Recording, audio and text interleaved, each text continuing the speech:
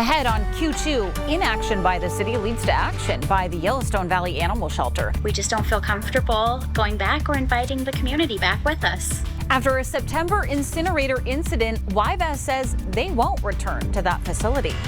Plus, where's the beef coming from? We have concerns with the risk of destabilizing an already volatile market. President Trump aims to lower prices and is turning to Argentina, but farmers and ranchers in Montana say not so fast.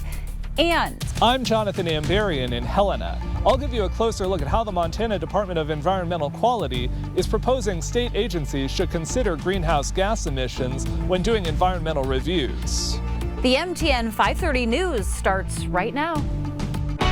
From Montana's news leader, this is the MTN 530 News. Good evening. Thanks for starting your week with us. I'm Andrea Lutz. Tonight, the Yellowstone Valley Animal Shelter says it is cutting ties with the city, refusing to move back after a toxic incident exposed workers to meth smoke. Leaders say the city still hasn't resolved key contamination concerns from that September mishap.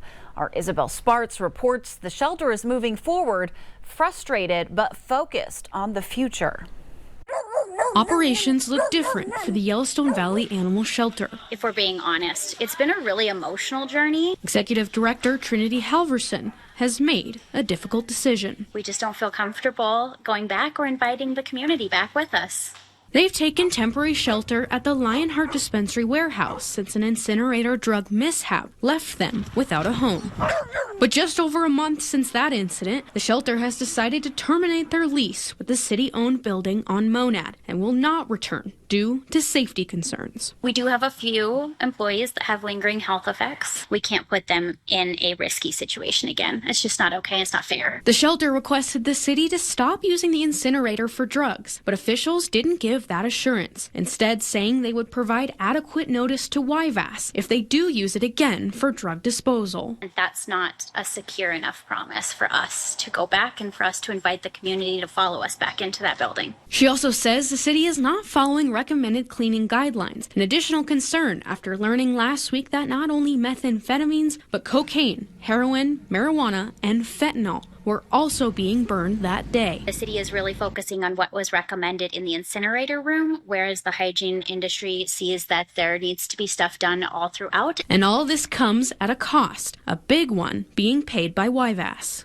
As of right now, I've paid about $150,000 in decontamination bills alone. Shelter workers are still in the process of salvaging what they can, but taking those restored items to a different location out in Warden. The moving out process from the Monad building has been really hard. And they say they continue working with animal control in the temporary facility. We will operate out of here for as long as it's feasible, and then we've also secured a location out in Warden that is quite a bit larger, but a little bit of a distance for the community to go. MTN did reach out to the city administrator, Chris Kukulski, for comment, but did not receive a response. The shelter says the city was notified last week that YVAS would not be returning. This is the way we're going. We have to move forward, so you have to move through it.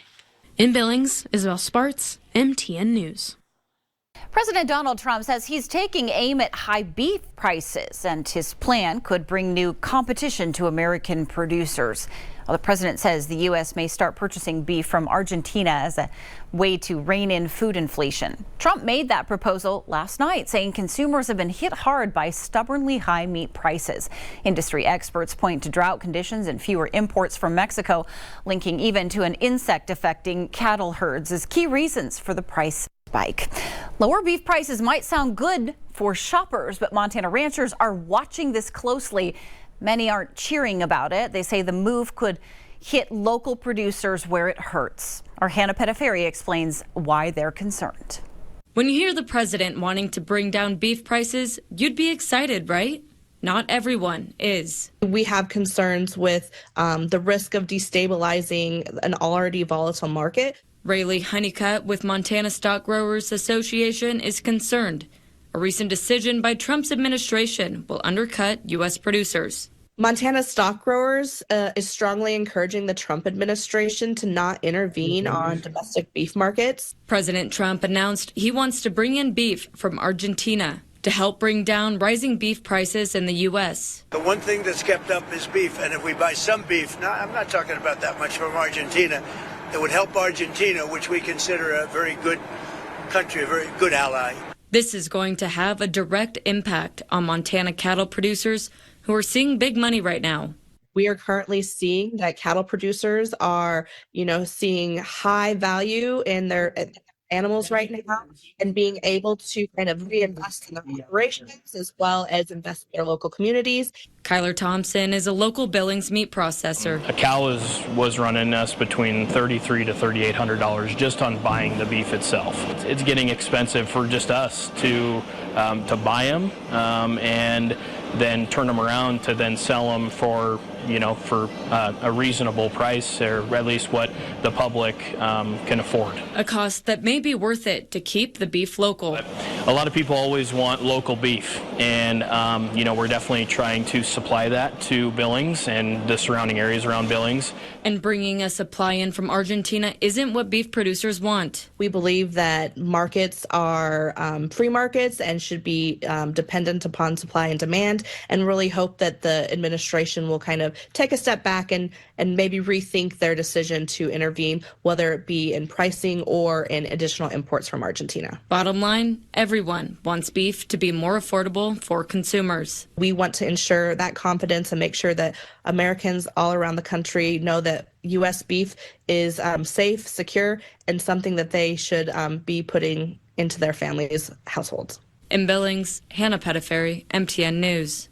Governor Greg Gianforte is overseas this week, meeting with South Korean leaders to open new doors for Montana's economy and promote the state on a global stage. In Seoul today, the government met with U.S. diplomats and top Korean business leaders at the U.S. Embassy. Talks centered on boosting trade relations and showcasing Montana's strengths, from wheat, beef, and energy exports to emerging industries like quantum technology, photonics, bioscience, and security. The trip is part of a broader effort to strengthen Montana's economic trade ties with South Korea.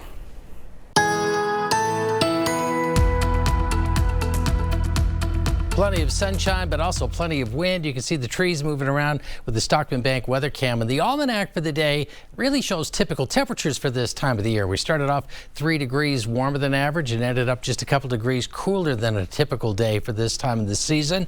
Of course, it stayed dry, but the top wind gust at the Billings Airport, 50 miles per hour. Taking a look regionally, temperatures today for all the reports we have are in the 40s and 50s. Billings was actually one of the warmer readings, along with Great Falls for this afternoon, but the winds were the bigger story. Widespread wind gusts of 40, 50 miles per hour in a few cases, 49 for you in Sheridan, and then some of the stronger winds into the Dakotas. After a historic court ruling in Montana's youth climate case, the state is now outlining how to analyze greenhouse gas impacts. Critics say the new guidance doesn't line up with the court's message. Jonathan Anbarian explains what's changing and what's still in dispute. Prior to 2023, Montana law said state agencies couldn't consider greenhouse gas emissions or associated climate impacts when doing environmental reviews of planned projects. But the rulings in Held versus Montana said that prohibition was invalid. Bo Wilkins, chief of the Department of Environmental Quality's Air Quality Bureau, says DEQ began doing greenhouse gas assessments after Held. During the 2025 legislative session, lawmakers approved Senate Bill 221, which directed DEQ to put together a guidance document. We've gotten influence from both the courts and the legislature, and now we kind of have a clear path forward. SB 221 says regulators need to do a greenhouse gas analysis whenever approving a project that mines or burns fossil fuels. And they can do one on other projects if they determine it's necessary. The guidance document lays out specific tools for agencies to calculate direct and indirect impacts. We will have just a more robust assessment of greenhouse gas emissions moving forward and for state agencies. And we just have, remember, this is a tool for agencies to utilize and provide that assessment in a way that each agency feels appropriate for the action in front of them. The new guidance is being closely watched by groups like the Montana Environmental Information Center, which has sued DEQ claiming its current greenhouse gas assessments aren't sufficient. They have a lot of information in this guidance document. They did a good job of putting it together. It's a baby step in the right direction. But then what you see at the end is DEQ constrains its analysis and its decision making to a point that it's nearly meaningless. Executive Director Ann Hedges says the draft document doesn't connect the dots on the impacts a single project could have on climate change, and that it doesn't dive deep enough into possible economic impacts from climate. And by not disclosing the economic harms from the climate emissions, you're not comparing apples to apples when you're making decisions. You are simply comparing all the benefits and none of the costs. And that is, it's not how MEPA is supposed to work.